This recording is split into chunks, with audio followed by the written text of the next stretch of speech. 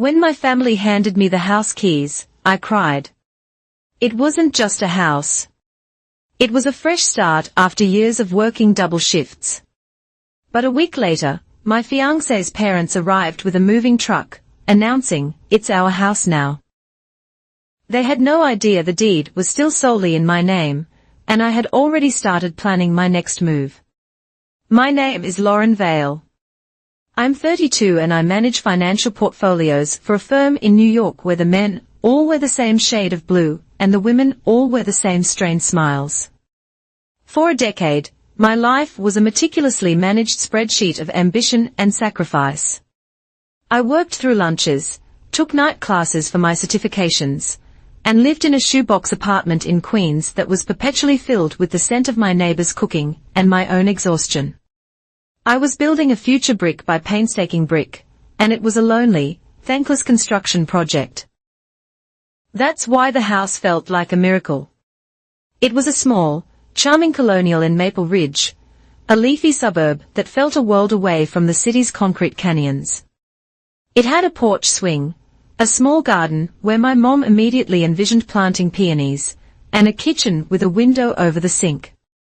It was the kind of home you see in movies, the kind I never let myself dream of owning. My parents, bless their practical, hard-working hearts, had called it an early wedding gift. They stood on the freshly cut lawn. My father jangling the keys with a proud grin, my mother dabbing her eyes with a tissue. When my dad pressed those keys into my palm, the cold metal felt heavier than 100 spreadsheets. I burst into tears, the kind of deep, shuddering sobs that come from a place of profound relief. I hugged my mother so tightly I could feel the delicate bones in her shoulders. "Thank you," I whispered into her hair, the words thick and clumsy with emotion. "Thank you for always believing in me." This house wasn't just wood and plaster. It was validation.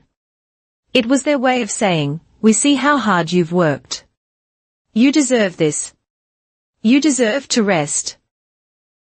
My fiancé, Ryan, stood beside me, a placid smile fixed on his face. He wrapped an arm around my shoulders, his touch feeling more like a formality than a shared moment of joy. "It's incredible, honey," he said, his voice lacking the ecstatic tremor that was running through me. I told myself it was just his way. Ryan was never one for big displays of emotion. He was steady, predictable. I thought that's what I wanted. His parents, Patricia and Frank, had driven up with us. Frank, a quiet man who seemed to exist in his wife's shadow, gave a low whistle and nodded in approval. But Patricia's reaction was different. She wasn't looking at the house. She wasn't looking at her son, or her future daughter-in-law. Her eyes, sharp and analytical, were fixed on the small stack of documents my father held. The deed, the title, the fine print. She scanned them with the intensity of a predator sizing up its prey. When my father explained that for legal and tax purposes, the deed was solely in my name, a flicker of something unreadable passed over her face before she composed it into a tight, polite smile. "How sensible," she'd murmured, though it sounded more like an accusation. That should have been my first warning. The following Saturday, exactly 1 week after my world had been remade, it was unmade again. I was sitting on the floor of the empty living room, surrounded by paint swatches and dreaming of color palettes, when a massive moving truck rumbled to a stop at the curb. I watched, confused, as the passenger door opened and Patricia emerged, clipboard in hand, pointing at the driveway with an air of command. Frank was in the driver's seat, looking vaguely apologetic. I walked outside, a bewildered smile on my face. "Patricia, what's all this?" She turned to me, her own smile wide and brilliant, utterly devoid of warmth. "Darling, we were just so excited. We couldn't wait.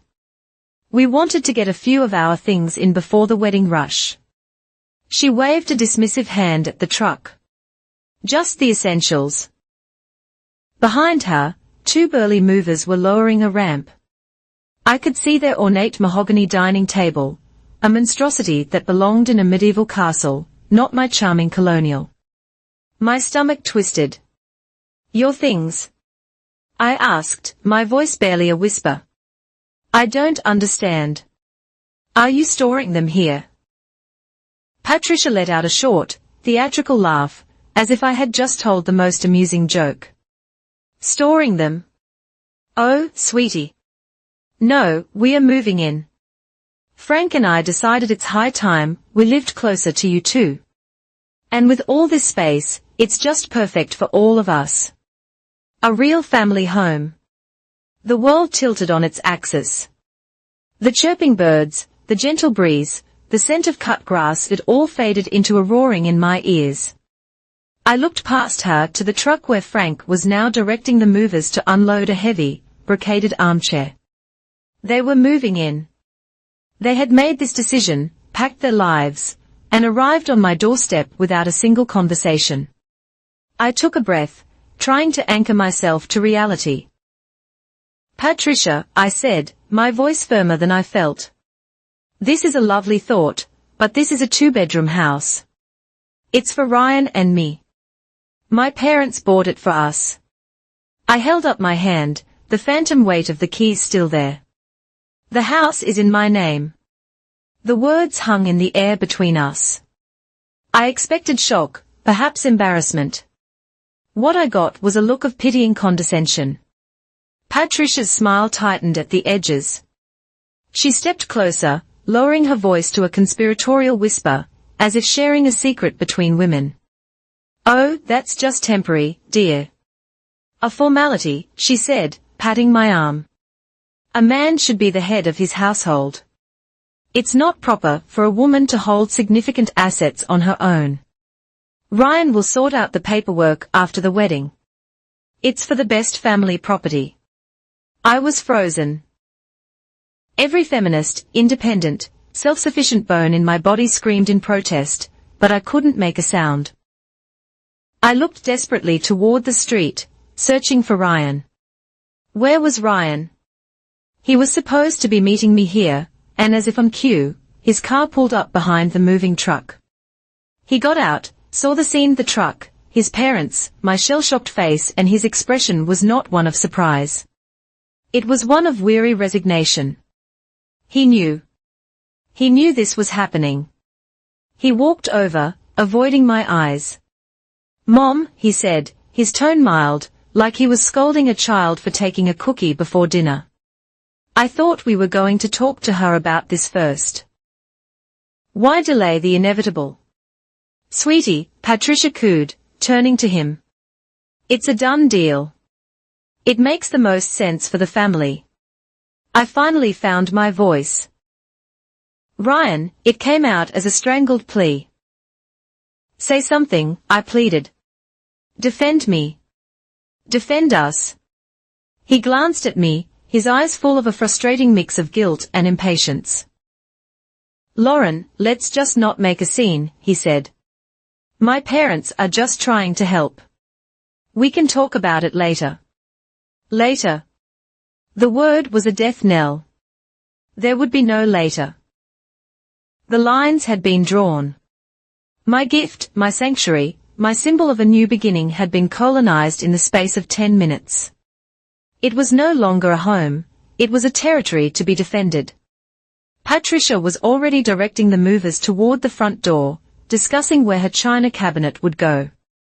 Ryan was standing by, a silent accomplice to the invasion, and in that moment, staring at the man I was supposed to marry, at the woman who was supposed to become my family, I knew with chilling certainty that the save the dates had been a lie.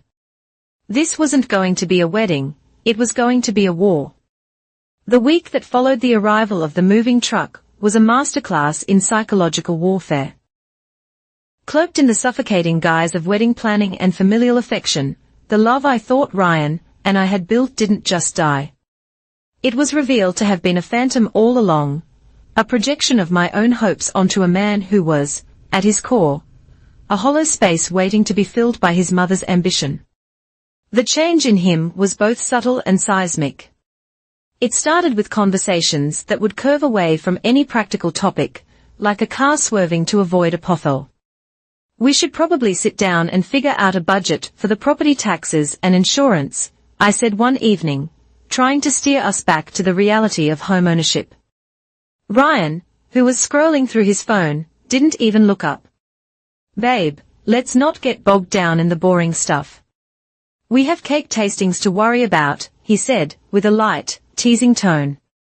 But it was a dismissal, a clear signal that my role in this was to handle the trivial, pretty details, while the serious matters were handled elsewhere.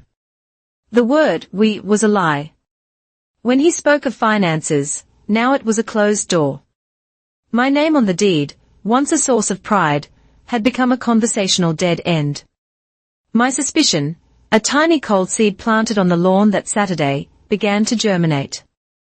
I started watching, listening. I paid attention to the way he would leave his phone face down on the table.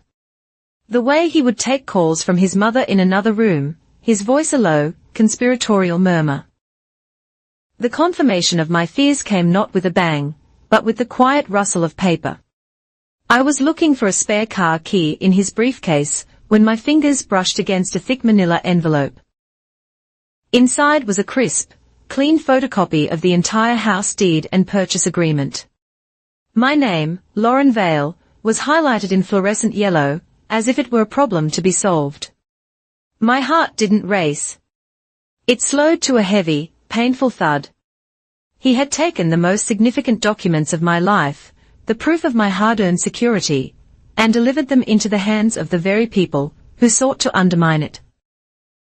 That night, I confronted him. I chose my moment carefully.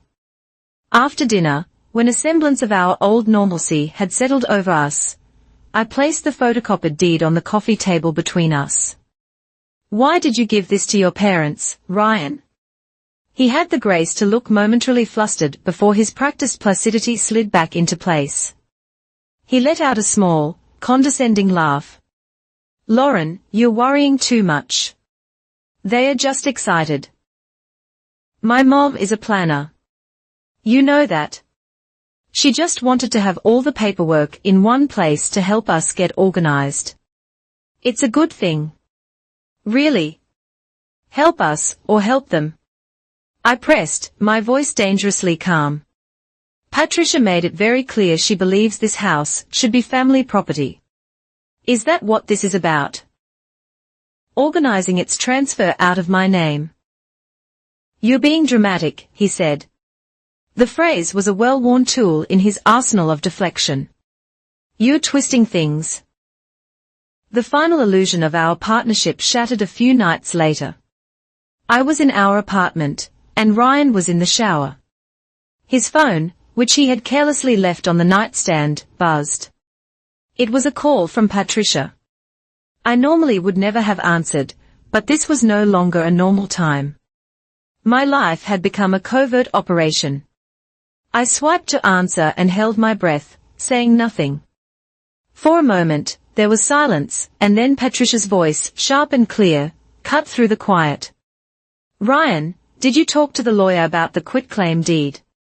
We need to get that signed by her as soon as we are back from the honeymoon. We can't have any loose ends. That house will be family property, not hers. We are not letting Frank's retirement savings go to waste on her whims. I ended the call before she could say more. My hands were shaking, but my mind was a block of ice. Frank's retirement savings.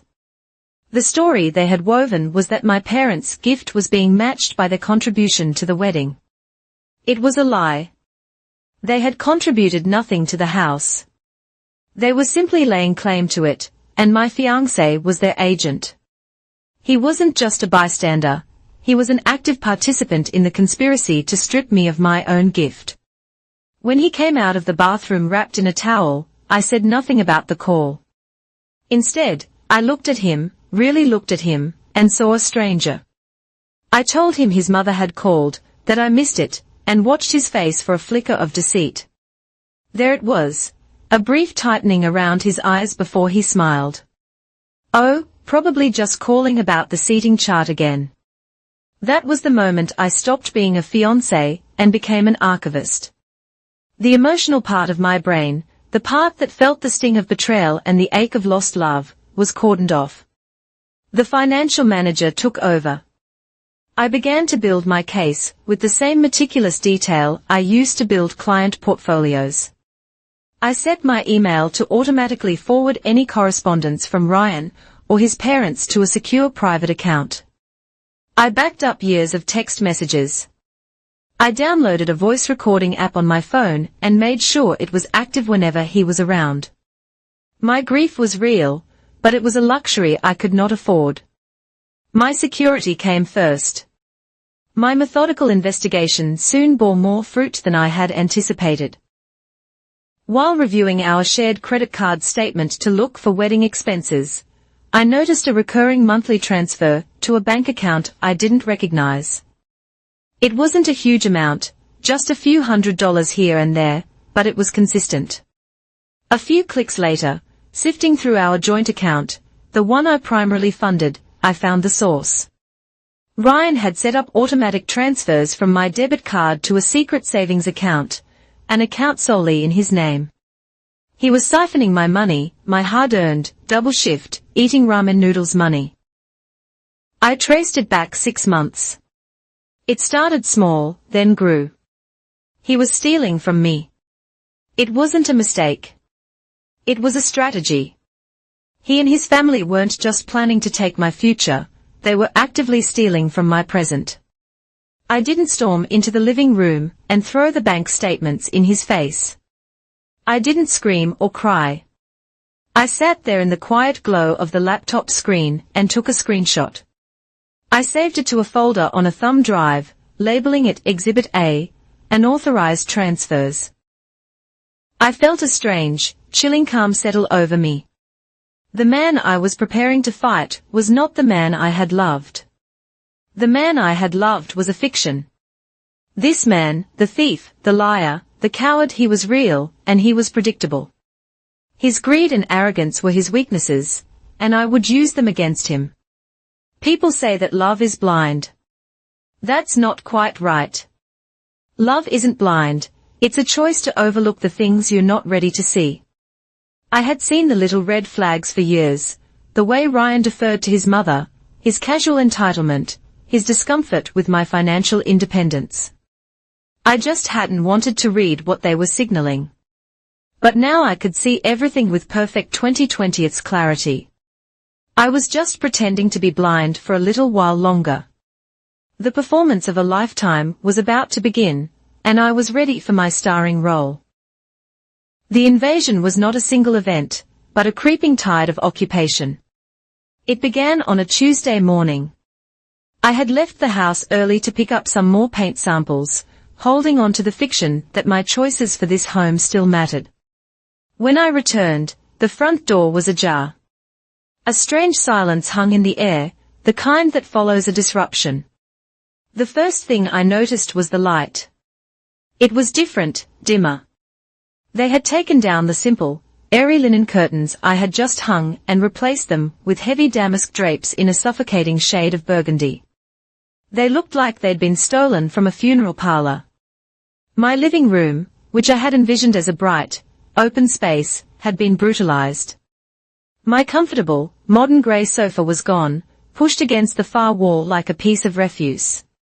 In its place, dominating the room, sat Patricia's idea of furniture, a grotesque, overstuffed floral monstrosity with dark, clawed wooden feet. It was flanked by 2 equally offensive armchairs. The clean, abstract art I'd bought from a local artist was gone. In its place hung a schmaltzy, gold-framed oil painting of a bowl of fruit that looked like it was sweating. But the final, sharpest cut was on the hallway wall. The small framed photograph of my mother and me, taken on the day I graduated from college, was gone. In its place was an enormous, ostentatious portrait of Ryan in his high school football uniform. He looked 15 and vaguely constipated. I stood there, my key still in my hand, my bag of paint samples hanging limply from my wrist. I felt a profound sense of dislocation, as if I had walked into the wrong house, the wrong life. Patricia emerged from the kitchen, wiping her hands on an apron I'd never seen before. She beamed at me, a conqueror surveying her new territory. "Oh, good. You're here. What do you think? It's starting to feel so much more grand, don't you think? Where is my sofa?" I asked, my voice flat. "Where is the picture of my mother?" She waved a dismissive hand. "Oh, that little couch. We put it in the guest room for now. It's a bit plain for the main living area, don't you think? And that picture was sweet, but we need to focus on building a new family identity. It's all about you and Ryan now." She walked over and adjusted the portrait of her son, her face glowing with pride. "We are just getting things properly decorated for the wedding, dear, making it presentable." Her words were a masterstroke of passive aggression. My life, my taste, my mother, they were all plain, not presentable, not grand enough for the new dynasty she was building on my property. The next violation came 2 days later. I drove to the house after work, my mind numb with a mixture of rage and disbelief. I went to put my key in the lock and it wouldn't go in. I tried again, jiggling it, my frustration mounting. It was no use. The lock had been changed. I had to ring the doorbell of my own home. Frank opened the door, a look of deep unease on his face. Behind him, Patricia called out, "Is that Lauren?" She appeared, smiling brightly. "Oh, darling. We had all the locks changed this morning. You can never be too safe. We got a brand new deadbolt system. So much more secure." She held out a single, shiny new key. Not a set, just one, as if I were a visitor. "Or the help. You changed the locks without telling me," I said, the words coming out low and dangerous. "We didn't want to bother you at work," she chirped. "Ryan has his key. Of course, we just knew you'd appreciate the improved security." I took the key from her, our fingers brushing. Her skin was cool and dry. I felt nothing but a cold, hard resolve solidifying in my gut. I walked past her into the house, my house, and went straight to my laptop. I logged into my bank account. The dread was a cold knot in my stomach, and there it was, plain as day.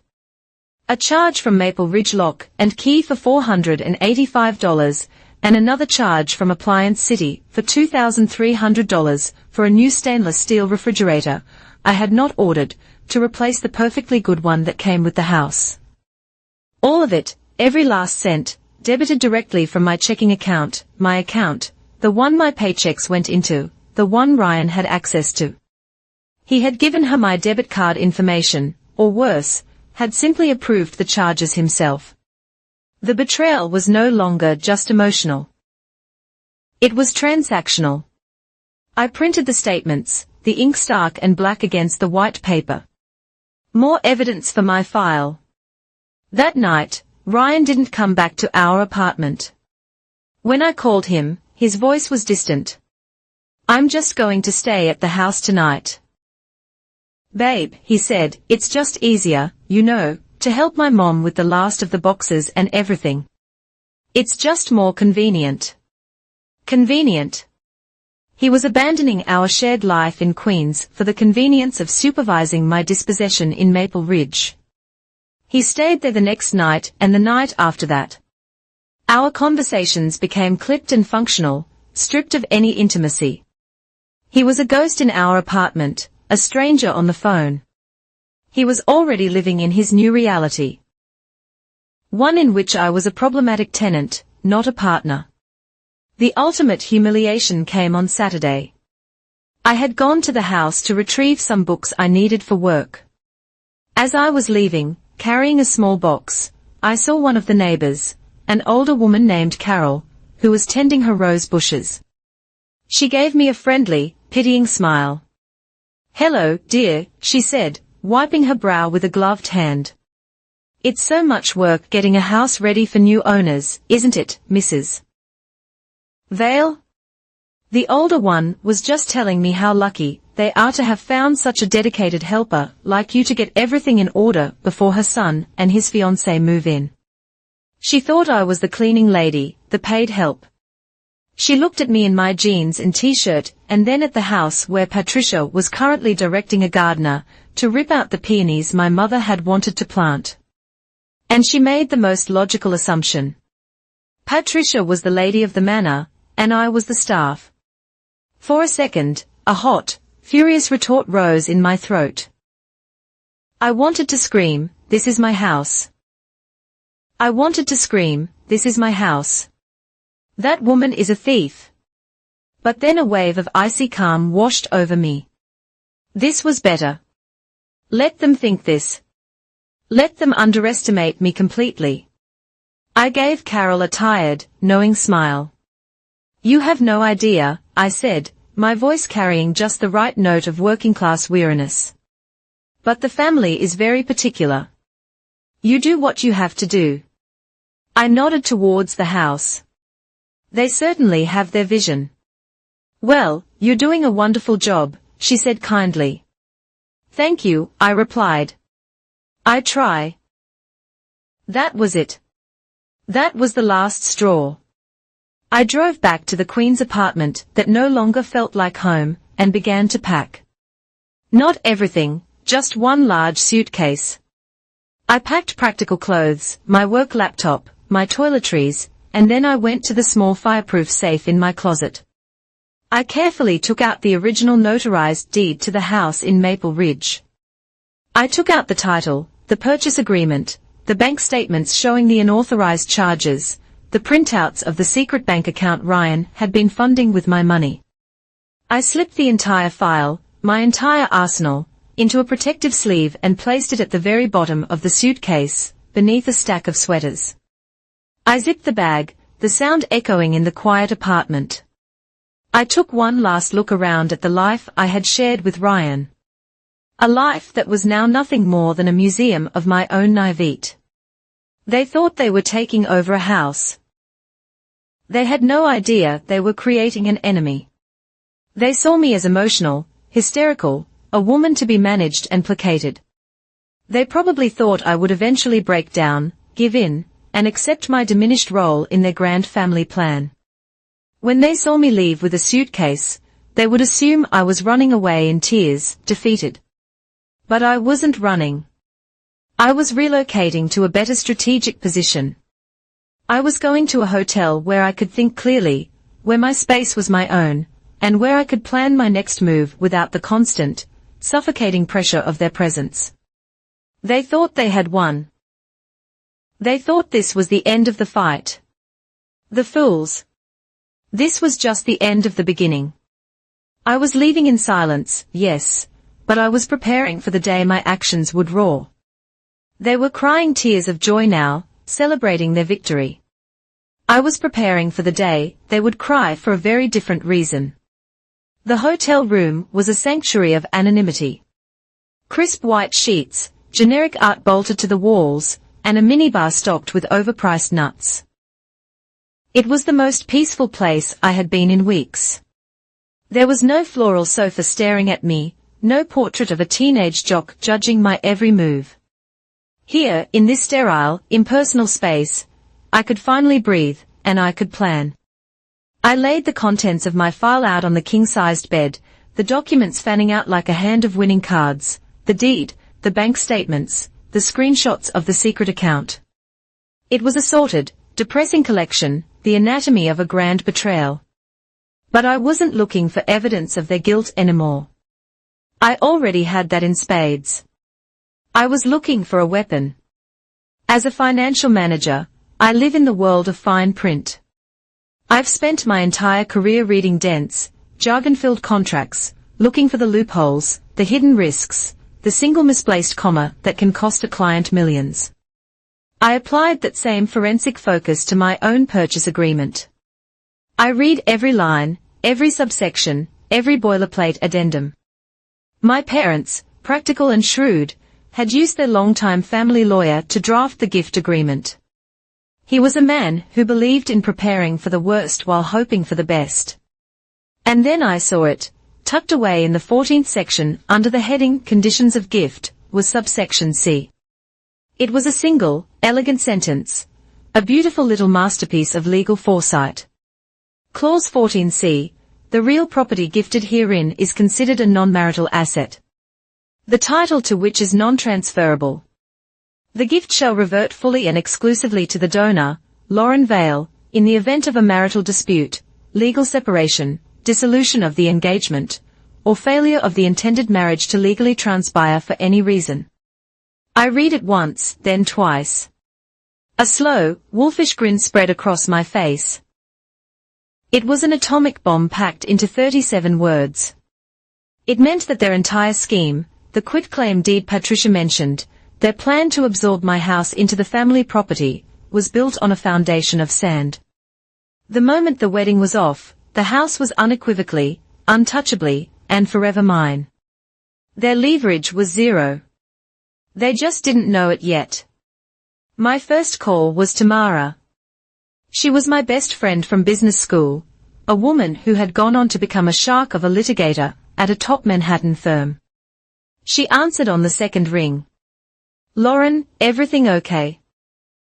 You've been quiet. I took a deep breath. I need a lawyer, Mara. But more than that, I need a friend who happens to be a lawyer. I explained everything, the moving truck, the lock change, the stolen money, Ryan's complicity. I finished by reading her clause 14C. There was a moment of stunned silence on the other end of the line, followed by a low, appreciative whistle. Oh, honey, she said, and I could hear the smirk in her voice. Oh, they have no idea who they are messing with. Your parents' lawyer is a genius. This is beautiful. It's airtight. So, what do I do? I asked.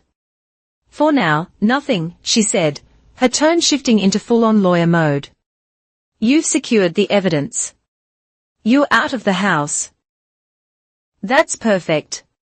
Let them continue to operate under the assumption that you're a weak, emotional wreck who has run off to cry. Let them dig their own graves. I'm going to draft a cease and desist letter regarding their occupation of your property, and a formal petition for a protective order. We won't serve it yet. We wait until the time is right. Theatrics matter in these situations. We hung up, and for the first time in weeks, I felt the icy grip of anxiety begin to thaw. I had a plan. I had an ally. And now it was time to rattle the cage. I spent 10 minutes creating a new anonymous email address, something generic like propertyservicemaple@gmail.com. I then drafted a simple, professional-sounding email and sent it to Patricia, CCing Ryan.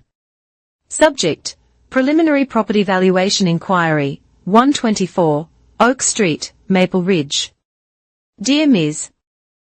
Vale, following up on a recent inquiry regarding the property at 124, Oak Street, our firm would like to schedule a preliminary valuation assessment. We have noted significant market interest in colonials in this neighborhood and would be happy to provide a complimentary appraisal to discuss potential sale options at your earliest convenience. Sincerely, David Miller, Maple Ridge Realty Services. I hit send and leaned back against the hotel pillows, my heart thumping with a giddy, nervous energy. I didn't have to wait long. My phone rang less than 5 minutes later. The caller ID flashed. Patricia. I let it ring 3 times before answering, composing my voice into a mask of weary sadness. Hello. I answered. Lauren, what is the meaning of this email? Her voice wasn't a voice. It was a shriek, a raw nerve of pure, unfiltered rage.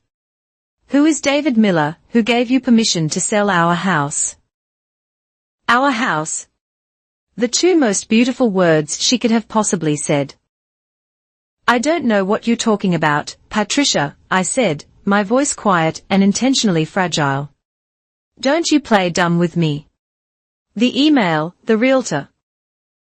You are not selling this house. Frank and I have invested too much in it. I let a beat of silence hang in the air, just long enough to be uncomfortable. Patricia, I said, my voice suddenly clear and cold, stripped of all its feigned weakness. You seem to be confused. You haven't invested a single dime in my house, and I can do whatever I want with it. It's all right there in the purchase agreement. I paused for effect, specifically in the clause that my future mother-in-law forgot to read. I heard a sharp intake of breath, followed by sputtering incoherence. I hung up. 30 seconds later, Ryan called. I took a deep breath, pressed the record button on my phone screen, and answered. What the hell are you doing? He roared. No preamble, no hello. Are you insane? You're calling realtors after everything my parents have done for us. You are trying to humiliate me. You're trying to destroy this family before it's even started. Your parents are squatting in my house, Ryan, I said calmly.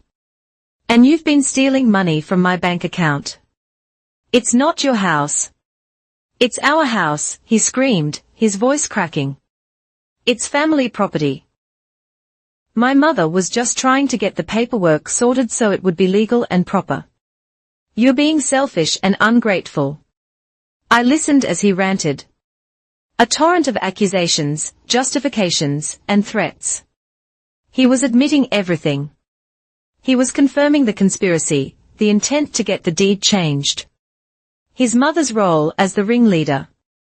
It was all there, recorded in crystal clear audio. When he finally ran out of steam, his breathing heavy and ragged, I said only one thing, thank you, Ryan.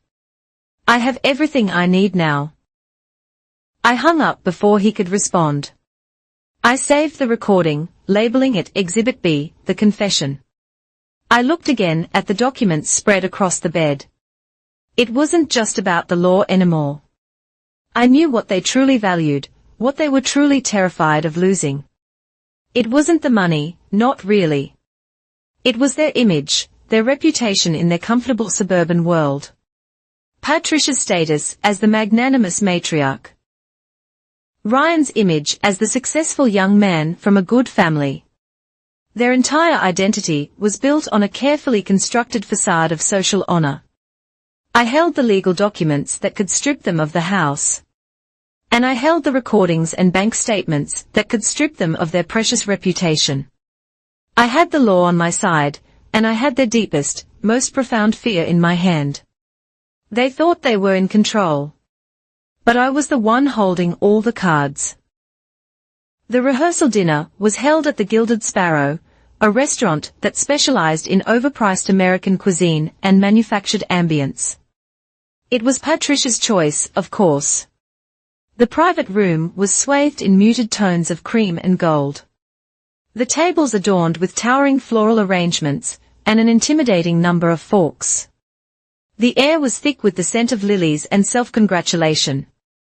It was a perfect stage for the performance of a perfect family, a meticulously crafted illusion of wealth and harmony. Our guests, a collection of Ryan's family friends and business associates, murmured their approval, their laughter tinkling like the carefully polished silverware. I had not seen Ryan or his parents since the phone calls. We communicated through a series of functional texts about the rehearsal logistics. They were acting as if nothing had happened. As if their plans hadn't been exposed, assuming my silence was a sign of capitulation. They believed I had thrown a childish tantrum, and would eventually come to my senses, and accept my fate.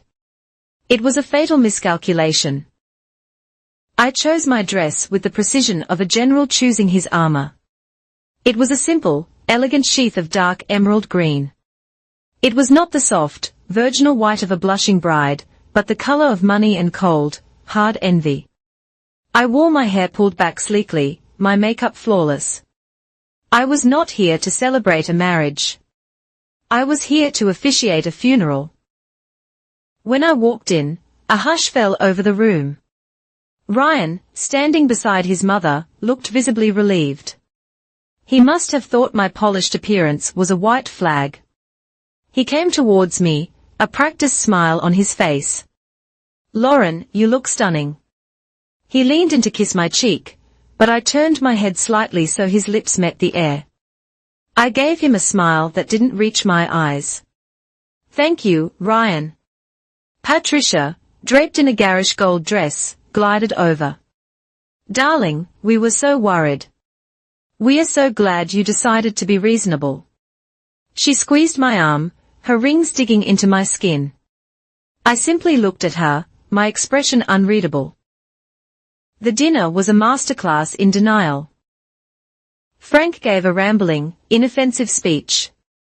My maid of honor, Mara, who was seated strategically at a table near the back, gave a toast that was a marvel of professional ambiguity, wishing me all the strength and clarity you deserve in this new chapter.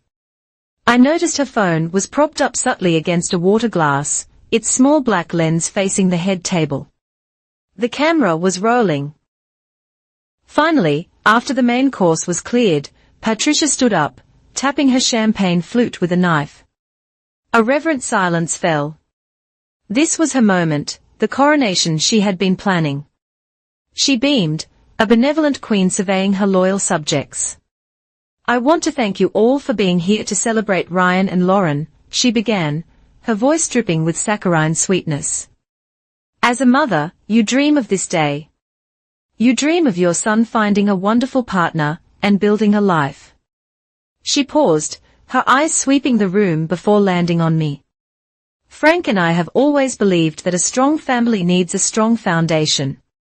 And that is why we are so incredibly proud and overjoyed to have provided that foundation for them. We are thrilled to have been able to give them the beautiful house on Oak Street, a home where they can build their future. It is our greatest gift to them, a testament to our love. We are not just gaining a daughter. We are expanding our family home." The room erupted in polite, appreciative applause. People were smiling, nodding. What generous parents, what a lucky girl. I could see the thoughts on their faces. Ryan was beaming beside her, soaking in the reflected glory of his parents' supposed generosity. I waited for the applause to die down. Then, slowly, I stood up. I picked up my own champagne flute, the cool glass a steadying presence in my hand. I smiled, a warm, radiant smile that I'd been practicing in the hotel mirror for 3 days. "Thank you, Patricia," I said, my voice clear and carrying across the silent room. "Those are truly beautiful words." I turned my smile to the guests. "I too am so grateful for the concept of a strong foundation. It's the most important thing, isn't it? Something solid and true to build a life upon." I could see Patricia relax, a smug little smirk playing on her lips. She thought I was playing along, validating her narrative. I held my glass up as if to continue the toast. "But I think there's been a slight misunderstanding that I feel I must clear up in the spirit of honesty and transparency that a marriage should be built on." I turned my gaze directly to Patricia, my smile never wavering. "Actually, you're mistaken. The house was never yours to give." A ripple of confusion went through the room. The silence was no longer polite. It was thick and heavy. Patricia's smile froze on her face, a grotesque mask of shock. Frank's jaw went slack.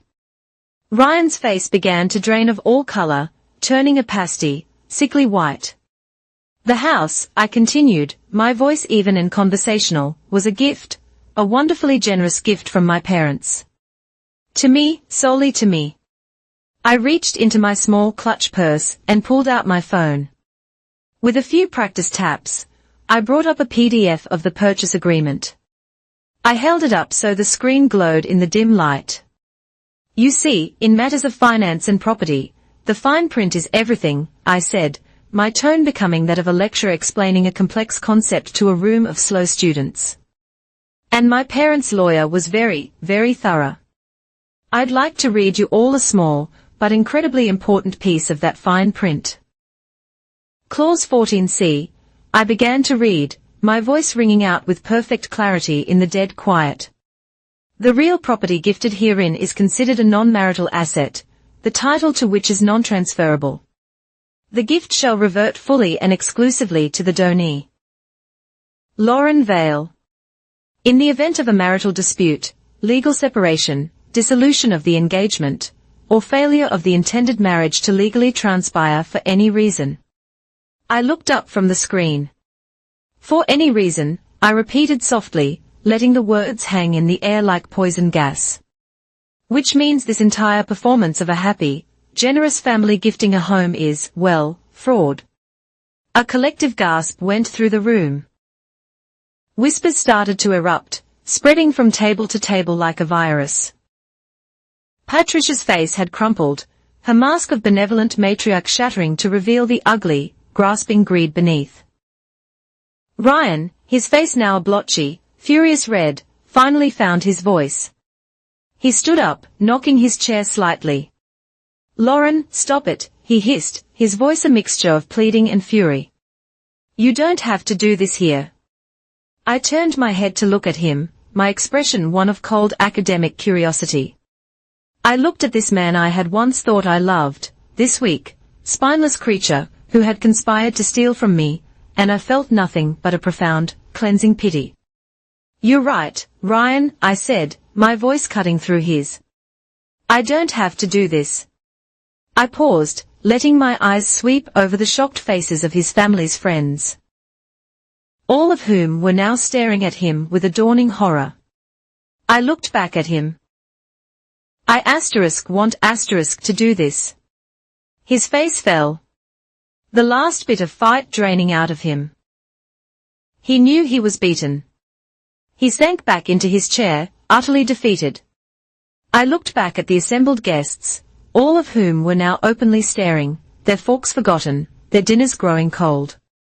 Their perfect evening, their perfect image of the perfect family, was in ashes around them. I placed my phone back in my purse. I picked up my champagne flute one last time and held it aloft. My smile was gone, replaced by a look of serene, final judgment. "A toast," I announced to the silent room.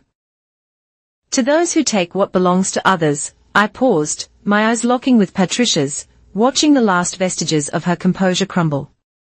"May they learn the meaning of return to sender." I didn't drink. I placed the full glass of champagne back on the table with a soft, definitive click. The sound was like a gavel falling. Then I turned and walked out of the room, my back straight, my head held high. I didn't look back. I could feel the weight of their stares on me, but it didn't matter. Behind me, I left a smoking crater where a rehearsal dinner used to be. The war wasn't over, but the decisive battle had just been won. I didn't watch the fallout happen in real time.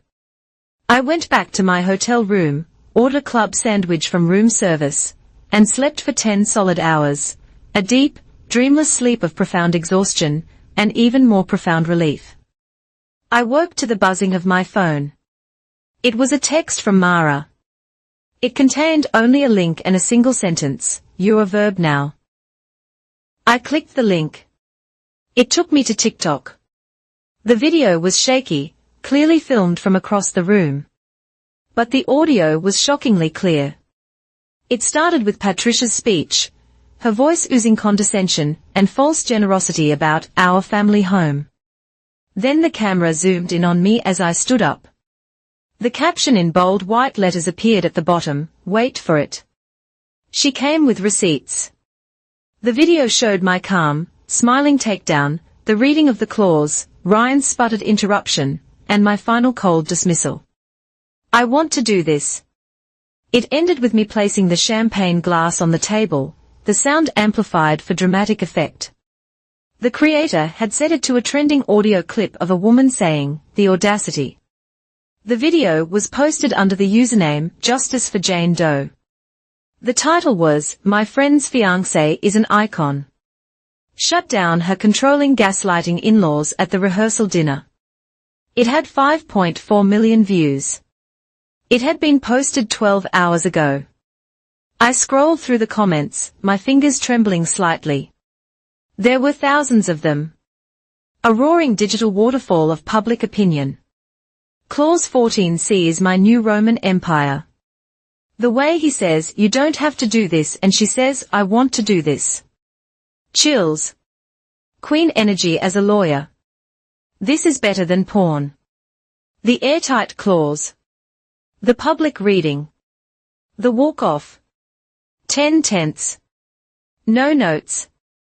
The mother-in-law's face went from benevolent queen to gremlin, who got caught stealing shiny things in 2.5 seconds. Someone find this woman. We need to send her a lifetime supply of champagne. Okay, but let's talk about the fiancé. The way he just stood there while his mom tried to steal his future wife's house. Red flag the size of Texas. The internet, in its chaotic and often terrifying way, had become my jury, and the verdict was unanimous. I spent the next hour reading, mesmerized. The story was taking on a life of its own. Internet sleuths, with their terrifying efficiency, had already identified the restaurant. A few had even managed to identify Ryan from the blurry footage, connecting him to his LinkedIn profile. Internet sleuths, with their terrifying efficiency, had already identified the restaurant. A few had even managed to identify Ryan from the blurry footage, connecting him to his LinkedIn profile. His job title, Junior Wealth Manager, was being savaged in the comments. A wealth manager, who helps his mommy steal from his fiancé. I'd trust my money with a squirrel before I'd trust it with this guy. Someone send this to his company's compliance department. This has got to be an ethics violation. It was a modern-day public shaming, swift and brutal and utterly comprehensive. I felt a dizzying mix of vindication and a strange, detached horror. I had lit a match, and a wildfire had erupted. The first real-world casualty was Patricia. A friend of my mother's texted me a screenshot from a Maple Ridge community Facebook group. Someone had posted the TikTok video with the caption, "Is this Patricia Vale?" The post was followed by dozens of comments from neighbors and acquaintances expressing their shock and disgust. A few hours later, when I tried to look at Patricia's Facebook profile myself, it was gone. The page read, "This content isn't available right now." She had deactivated it, retreating from the digital world where her carefully curated image had been so spectacularly incinerated. She had pulled the plug, but the fire was still raging outside her walls. The consequences for Ryan were more concrete. Mara called me that afternoon, her voice buzzing with energy. "You are not going to believe this," she said. "I have a friend who works in HR at Ryan's firm. The video has been circulating internally all morning. Someone from the comment section literally emailed the link to the head of his department. They've launched a formal internal investigation into his conduct." "On what grounds?" I asked, my heart hammering. "Oh, it's beautiful," Mara said with glee. "They are calling it conduct unbecoming of a representative of the firm. But the real teeth are the hints of financial impropriety, a wealth manager caught up in a public scandal involving alleged fraud and the misappropriation of a partner's assets. Their high net worth clients would run for the hills. He's radioactive, Lauren. His career at that firm is over. While their world was imploding, mine was expanding in ways I never could have imagined. My direct messages on Instagram, a sleepy account I rarely used, were flooded. There were thousands of them. Messages from women all over the world, sharing their own stories of financial abuse, of overbearing in-laws, of partners who refused to stand up for them. Thank you. I've been letting my husband's parents control our finances for years. Watching your video, I made an appointment with a lawyer. Thank you for showing me what strength looks like. My ex-boyfriend's mother made me feel so small. I wish I'd had a 14C. You're an inspiration. I just left a man exactly like your ex. Stay strong. You've got an army of women behind you." I sat on my hotel bed and cried. But this time, they were not tears of grief or anger. They were tears of overwhelming, unexpected connection. My private pain had become a public rallying cry. I hadn't just been fighting for a house. I had been fighting for every woman who had ever been told she was being dramatic or ungrateful for wanting to own her own life. Mara came over that evening with a bottle of very expensive champagne and 2 glasses. She kicked off her heels and sat on the edge of the bed, looking at me with a proud, fierce smile. "Well," she said, pouring the champagne, "congratulations. You did it. You won. You got the house. You exposed them for the greedy monsters they are, and you ruined his career, all without me having to file a single piece of paper with the court.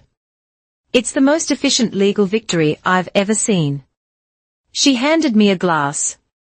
"To Lauren Vale." I took a sip, the bubbles fizzing on my tongue.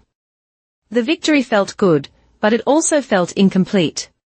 It felt like the end of their story, but not the end of mine. "I'm not finished," I said quietly, looking into my glass. Mara raised an eyebrow. "What's left to do? You want to sue for emotional distress? We probably have a case." I shook my head, and a slow, determined smile spread across my face. They wanted a house. They wanted a piece of property to add to their collection, a monument to their own greed. Taking it back isn't enough. I don't want to live there anymore.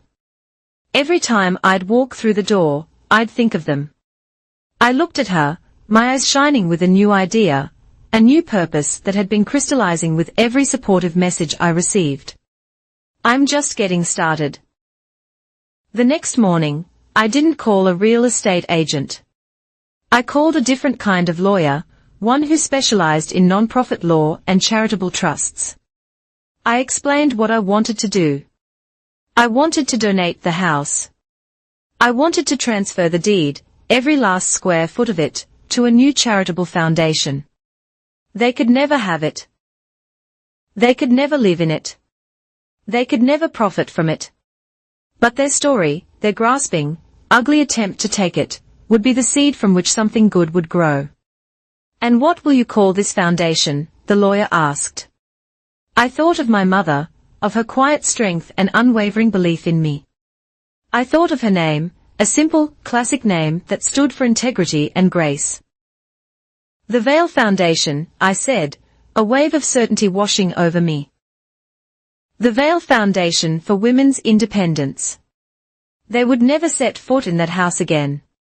But their name, their greed, and their downfall would be forever tied to its legacy. It would be their monument. After all, a monument to their own shame. A week after the TikTok video had torched their world, the doorbell rang. It was not the chime I had chosen. It was the one Patricia had installed. A loud, grandiose series of notes from a forgotten symphony. I knew with bone-deep certainty who it was. I looked through the peephole, and there they were, a portrait of ruin on my doorstep. Patricia stood in the center, a bouquet of funereal white lilies clutched in her hand like a shield. The life-altering stress of the past week had etched new, deeper lines around her eyes and mouth, a roadmap of public humiliation that even her thick foundation couldn't conceal. She looked smaller, brittle, as if a strong wind might carry her away. Beside her, a step behind as always, was Ryan. He was a ghost. His shoulders were slumped. His expensive suit hung on him like a costume, and his gaze was fixed on the welcome mat. He looked utterly hollowed out, a marionette whose strings had been cut. I took a moment to compose myself, to fortify the walls of calm I had so carefully constructed. Then I opened the door. I didn't open it fully, just enough to show I was in control. Patricia flinched at my sudden appearance. She tried to muster her old, imperious smile, but it was a pathetic, trembling thing. "Lauren," she said, her voice raspy. She extended the lilies. "We were hoping. Can we talk?" I looked from her tired face to the flowers. A transparent, cliché peace offering. I didn't take them. The flowers are unnecessary, Patricia, I said, my voice even. But you can come in. This was not an act of forgiveness. It was a strategic maneuver. I wanted this final confrontation to happen here, on this specific ground. I wanted them to see the consequences of their actions in the starkest possible terms. They stepped inside into the echoey emptiness of the foyer. I watched them take in the scene. Every piece of their furniture was gone. The heavy drapes, the grotesque sofa, the sweating fruit painting. All of it had been removed by a moving company I hired 2 days before. The contents donated to a local shelter. But my things were gone, too. The house was a clean slate, a sterile, echoing shell. The only things on the walls were several official-looking documents tacked up neatly, a copy of the court-filed injunction preventing them from entering the property without my consent, a notice of trespass, a letter from Mara on her firm's intimidating letterhead outlining the legal ramifications of their attempted property seizure. Patricia's eyes darted from notice to notice, her face paling. Ryan wouldn't look up at all, his eyes tracing the patterns on the bare hardwood floor. There's nowhere to sit, I said, stating the obvious. We can stand. We stood in the center of the vacant living room, the three of us forming an unhappy triangle. The silence stretched, thick and uncomfortable. Finally, Patricia spoke, her voice pleading. Lauren, I know you're angry, she began. But you must understand. We were never trying to hurt you. We were only trying to do what's best for the family, to keep things together. Things or assets. It's about tradition, she insisted, a flicker of her old fire returning. A family builds a legacy together. The home is the center of that. We wanted to ensure this house stayed in the family for you, for Ryan, for your future children. We were only trying to preserve our traditions. The audacity of her self-delusion was breathtaking. She had wrapped her greed in the noble flag of family values, hoping it would pass for something honorable. And which family tradition is that, Patricia? I asked, taking a step closer. The one where you seize property that doesn't belong to you. The one where you lie to your son's fiancé and change the locks on her doors. The one where you plan to trick her into signing away her own gift. I'm not familiar with those traditions. You're twisting it, she whispered, her eyes filling with tears. You're making it sound so ugly. It is ugly, I said simply.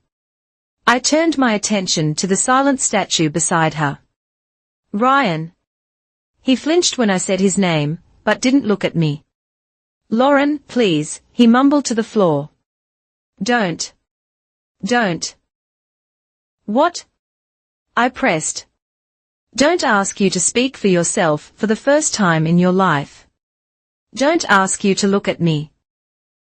He remained silent, a monument to cowardice. It's okay, I said, a strange sense of pity washing over me. You don't have to say anything. I think I have a recording that can speak for you. I walked over to the kitchen counter where my laptop sat, a silent witness. I opened it. The simple act of lifting the screen felt immensely powerful. I didn't have to search for the file. I had left it open on my desktop. I pressed play. Ryan's voice, tiny and distorted through the small speakers, filled the empty house. It was from the phone call I had recorded. The furious, panicked rant after he'd received the fake realtor email. It's not your house. It's our house. It's family property. Patricia closed her eyes. Ryan shuddered. I fast-forwarded a few seconds to a different call, a recording of him speaking to one of his friends, bragging before everything had fallen apart. She's being so emotional about it, but she's just being stupid. She doesn't get how these things work. My mother is handling all the paperwork to make it right. It'll all be in the family name soon enough. The recording ended. The silence that followed was absolute, broken only by a strangled sound that escaped Patricia's throat. It was a sob of utter, complete defeat.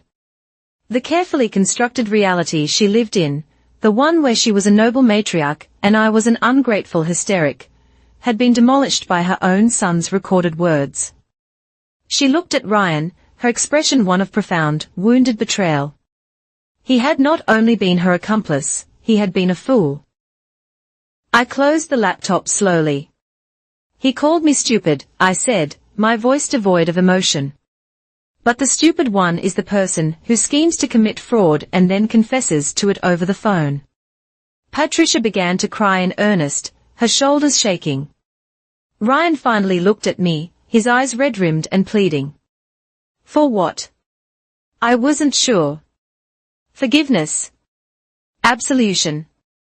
A rewind button on the last month of his life. I looked at his face, once so beloved and familiar, and felt a deep, aching sadness, but not for what I had lost. I felt sad for the woman I used to be, the one who had been so willing to ignore the truth in front of her for the sake of a comfortable lie. I loved you, Ryan, I said, and the words were true. I had. I really thought I was going to spend my life with you. I took a breath. The air in the empty house feeling clean and new.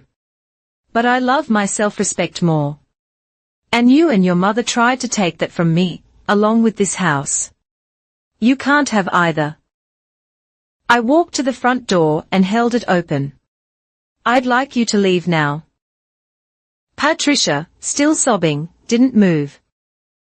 Ryan took her gently by the arm, his face a mask of shame, and guided her out the door. They didn't look back. I watched them walk down the path, get into their car, a luxury SUV. I noted it and drove away. I closed the door, and the click of the deadbolt sliding into place was the most satisfying sound I had ever heard. I leaned my back against the solid wood, the silence of the house wrapping around me like a blanket. It wasn't the silence of emptiness. It was the silence of peace. The sun streamed through the bare windows, illuminating dust motes dancing in the air. For the first time, there were no expectations here. No ghosts of Patricia's bad taste. No residue of Ryan's weakness. There was only me. The house wasn't a gift from my parents anymore. It wasn't a battlefield. It was my own. I had fought for it, and I had won it. And for the first time since my father had placed the keys in my hand, it truly felt like home. The battle was won, but the narrative was still up for grabs. In the vacuum of my silence, 1,000 different stories were being told online. I was a hero, a villain, a scorned woman, a cold-hearted opportunist. The truth was my own. And I realized that if I didn't define my story, others would do it for me. But I wasn't going to do it on TikTok. And I wasn't going to give a tearful interview to a morning talk show. I was going to do it in the language of my own world, the cold, hard currency of professional capital. I logged into my LinkedIn profile. My picture was a professional headshot, my bio, a list of my financial certifications and accomplishments. It was a platform built on the perception of competence and control. It was the last place anyone would expect a messy personal drama to unfold, which made it the perfect place to plant my flag. I didn't write a long, emotional post. I didn't mention Ryan or Patricia by name. I wrote a single, razor-sharp sentence. When people try to take what's yours, make sure the paperwork's smarter than their arrogance. I attached a link to a Forbes article titled Financial Literacy, Why Every Woman Needs to Understand Her Own Assets. Then I hit post and went to make coffee. By the time the coffee was brewed, my phone was having a seizure. LinkedIn, typically the sleepiest of my social media feeds, had exploded. My post was being liked, commented on, and most importantly, reshared by a dizzying array of professionals. Lawyers added comments like, Clause 14C should be standard, and this is why you read every line before you sign. CEOs of tech startups shared it with the caption, a masterclass in due diligence and personal sovereignty. Female executives from across the country added their own stories of being underestimated in boardrooms and in their own homes. The post had transcended gossip and become a viral talking point about financial independence, contractual integrity, and female empowerment in a professional context. The press came next. My inbox was flooded with requests, local news channels, national papers, online magazines, even a producer from a popular podcast about corporate scandals. They all wanted the full story.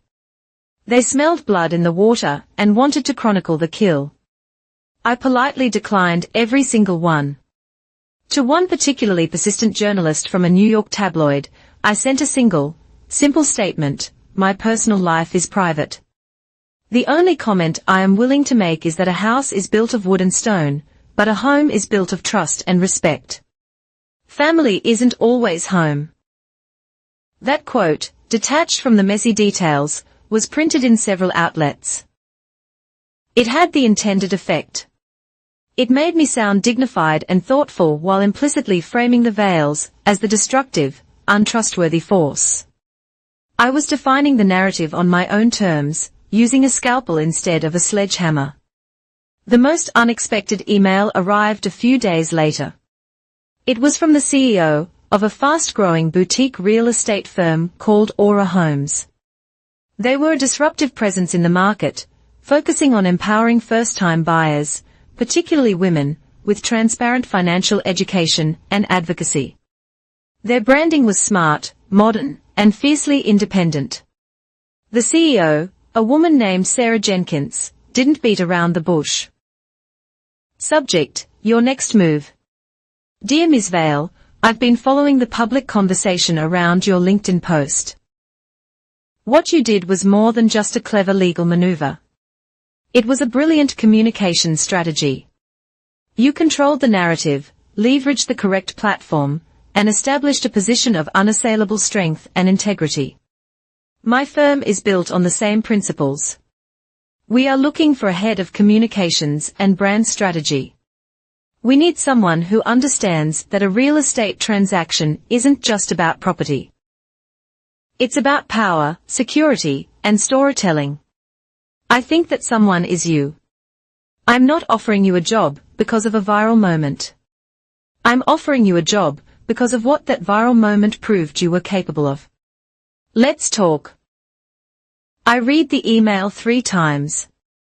It was audacious, direct, and incredibly insightful. She saw past the drama and saw the skill set. This wasn't a pity offer. It was a recognition of my power. For a decade, I had managed other people's money, helping them build their futures. Now, I was being offered a chance to build a new one for myself, not just from the ashes of my old life, but using the very bricks of its destruction. It was the ultimate act of reclamation. I accepted the interview. 2 days later, I accepted the job. In the midst of this professional whirlwind, a ghost from my past tried to materialize. An email from Ryan appeared in my inbox. The subject line was simply, "I'm sorry." I almost deleted it without reading, but a morbid curiosity got the better of me. It was a long, rambling mess of self-pity and blame-shifting. He was sorry for how things got out of hand. He claimed he was under immense pressure from his mother. He said he never meant to hurt me. He just didn't know how to stand up to her.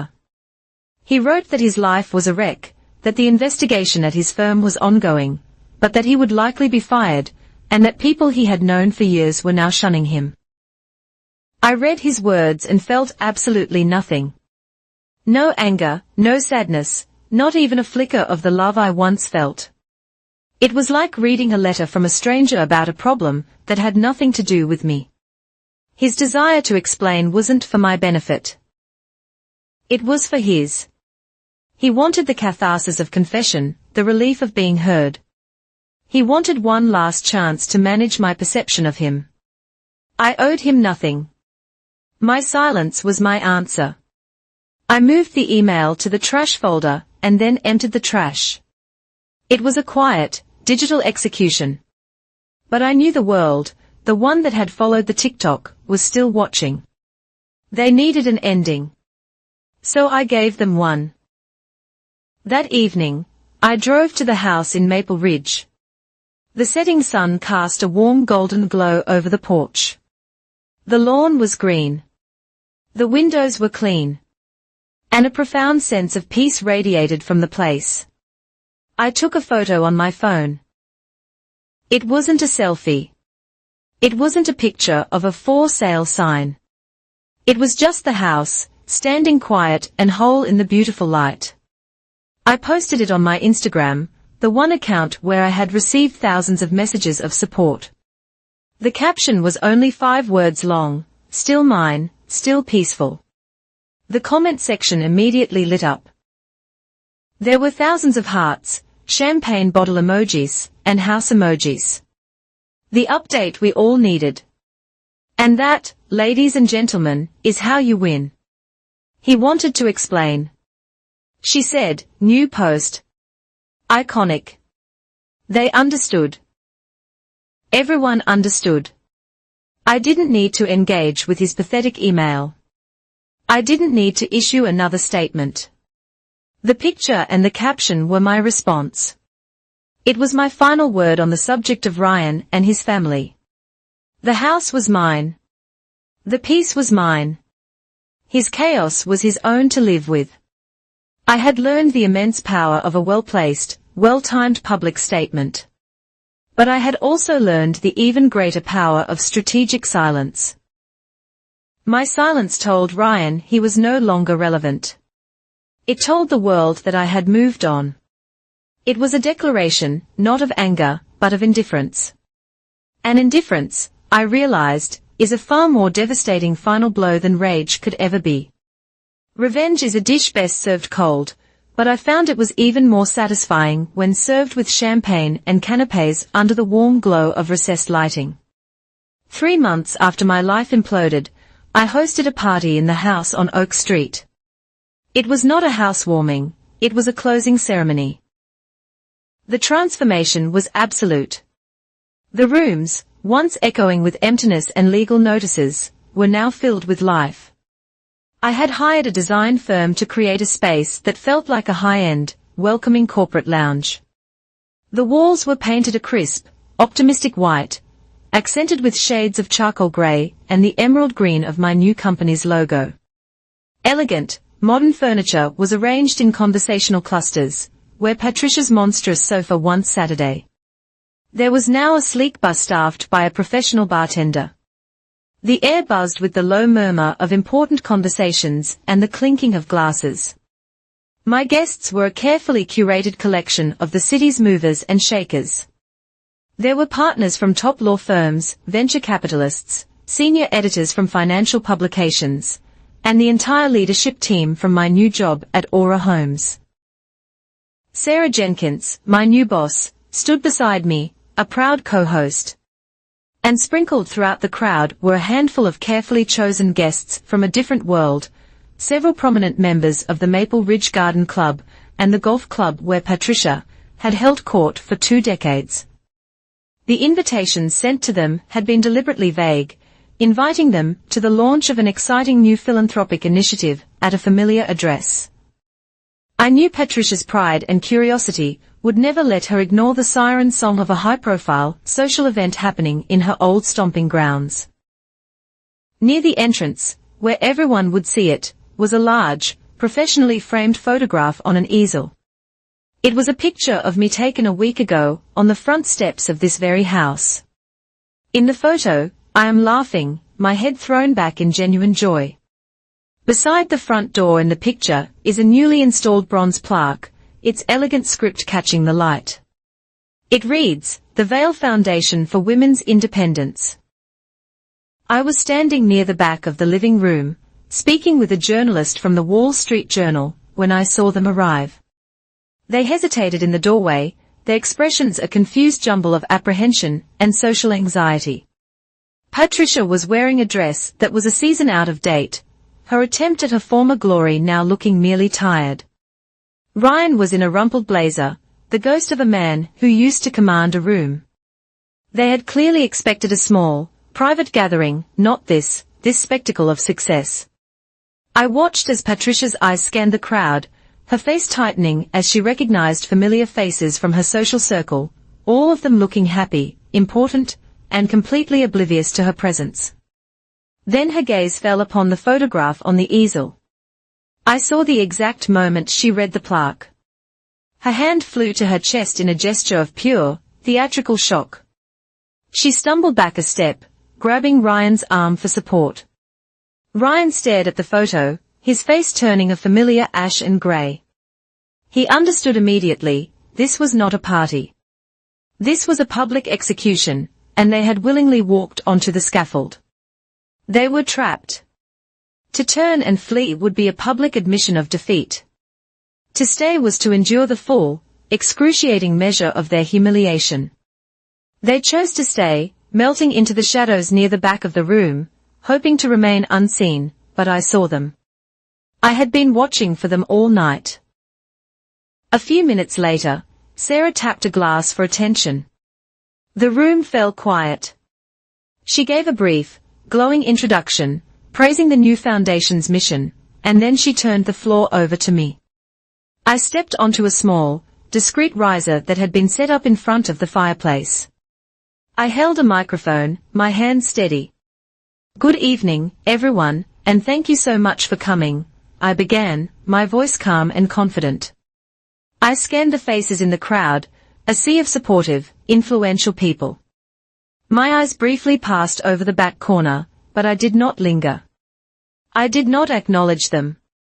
Many of you know me from my work in finance. My career has been about growing assets, about building wealth.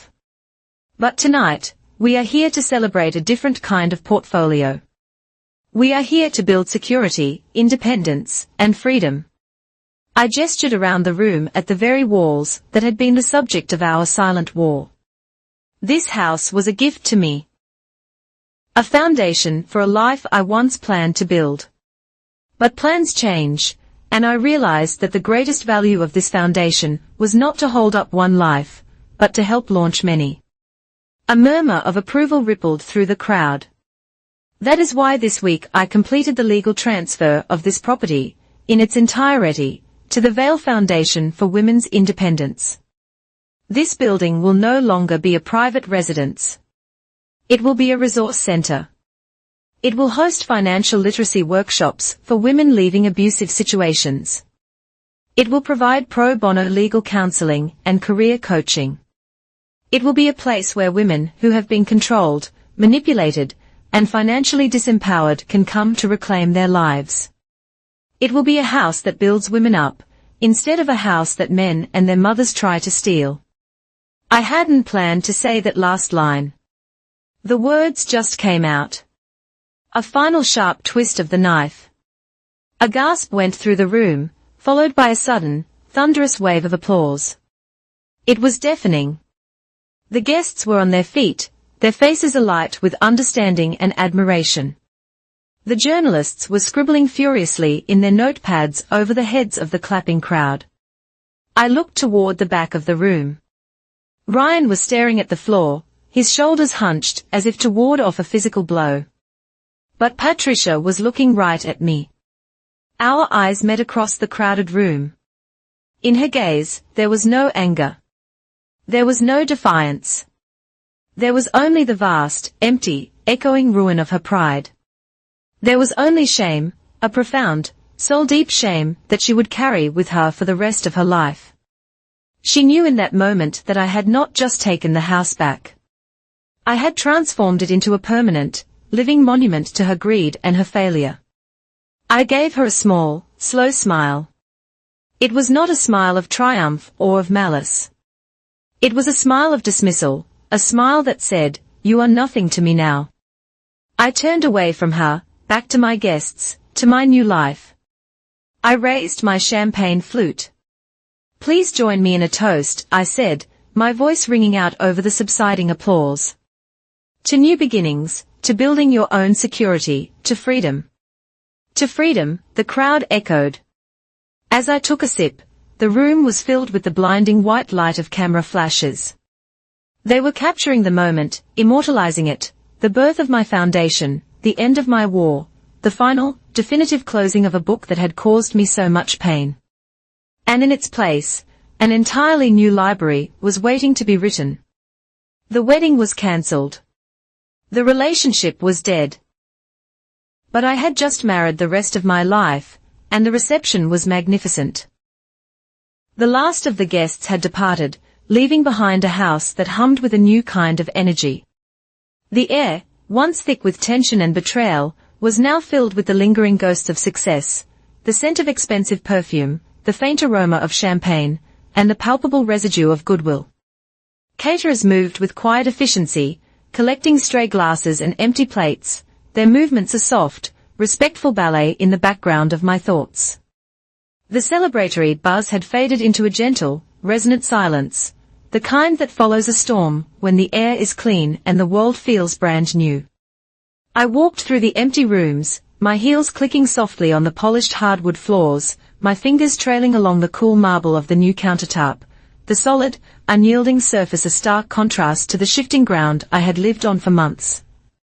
This house had been a gift, then a prison, then a battlefield. Now it was something else entirely, a promise, a tool, a beginning. I opened the glass doors that led to the small stone porch my father had been so proud of. The cool night air was a welcome balm. I sank down onto the top step, the stone still holding a faint warmth from the day's sun. I pulled the wrap tighter around my shoulders and looked out at the manicured lawn.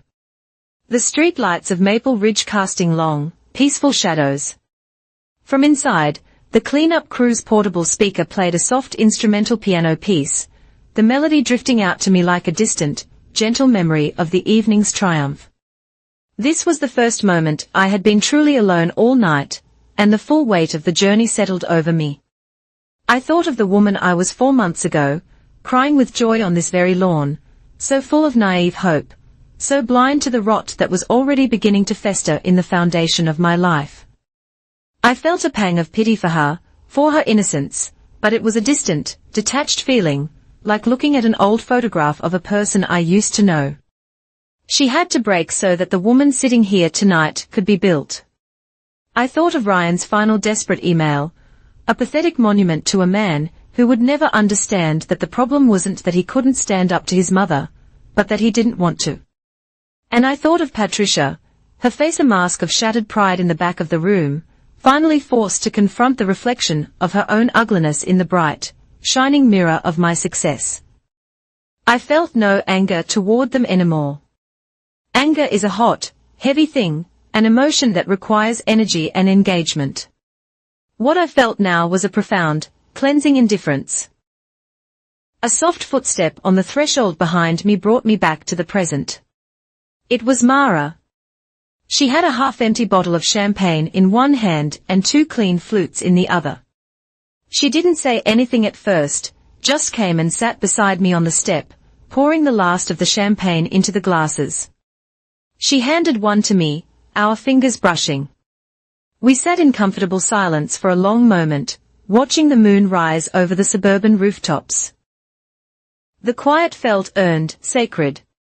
So, she finally said, her voice soft, "How does it feel?" I thought for a moment, trying to find the right words to describe the immense, complex emotion that was settling in my soul. It wasn't just victory. It was bigger than that. It wasn't happiness, not in the simple, giddy sense. It was deeper.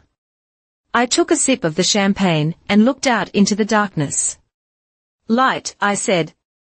The word felt perfect and right. It feels right. Mara smiled, a genuine, deeply proud smile that made her eyes shine. She took a drink from her own glass and looked at the house, then back at me. It's funny, isn't it, she mused. They fought so hard. They lied. They schemed. They tried to steal and bully their way into owning this place. She shook her head. A small, incredulous laugh escaping her lips. They thought they were getting a house. In the end, you're the one who got yourself back. Her words hit me with the force of a profound truth. That was it. That was the core of it all. The house was just the battlefield.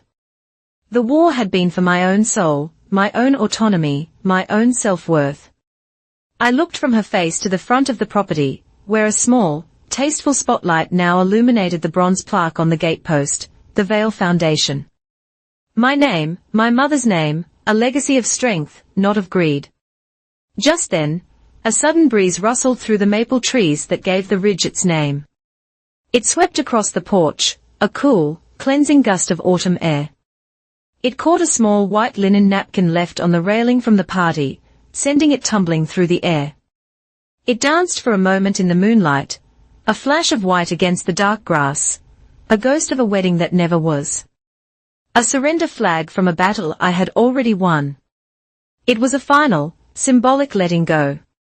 Mara's words echoed in my mind, "You got yourself back." I looked at the plaque, at the house that was no longer a home but a beacon. At the white napkin settling harmlessly on the lawn. My victory wasn't in keeping the house. It was in my ability to give it away, to transform an instrument of their greed into a wellspring of my purpose. They hadn't understood. They never could. I whispered the words, a final, quiet summation meant only for myself and for the peaceful night air. They thought they bought a house. I built a life. I had fought for the house, and I had won it. Now, it was time to build my own future, brick by painstaking brick, on a foundation of self-respect. The story was mine to tell, and I would tell it with the clarity and precision of a financial expert. The end.